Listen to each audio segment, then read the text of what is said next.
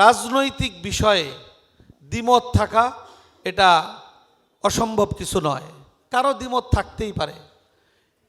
এইখানে আমরা যারা একমত, আমাদেরকে একটা মানসিকতা এবং আমাদের কর্ম পদ্ধতি ব্যাপারে আমি সকলের দৃষ্টি আকর্ষণ করব। এখানে দেখা যাবে কোনো কোনো ক্ষেত্রে কেউ কেউ হয়তো নেতিবাচক কোনো আলোচনাও করবেন। আমরা সেই নেতিবাচক আলোচনার জবাব নেতিবাচক কথার মধ্য দিয়ে দিব না, আমরা কথা বলবো ইতিবাচকভাবে। আর পাশাপাশি আমাদের নেতিবাচক আলোচনার জায়গা ফেসবুক নয়, এই সামাজিক যোগাযোগ মাধ্যম নয়।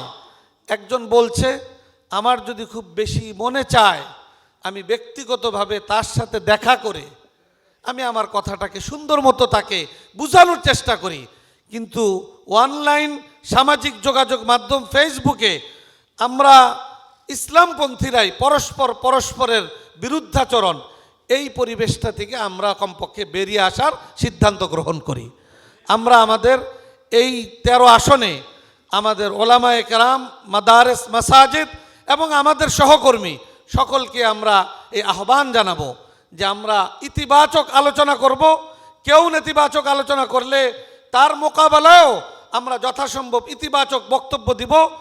একান্ত আমরা যদি মনে করি তাইলে সামাজিক যোগাযোগ মাধ্যম এড়িয়ে ব্যক্তিগতভাবে তার সাথে সাক্ষাৎ করে আমি সুন্দর মতো আমাদের কথাটাকে বোঝানোর চেষ্টা করব। এইটা যদি আমরা এই 13 আসনে এই আদর্শ নমুনা আমরা পেশ করতে পারি, এটার প্রভাব ইনশাআল্লাহ জাতীয় পর্যায়ে সারা দেশে পড়বে ইনশাআল্লাহ।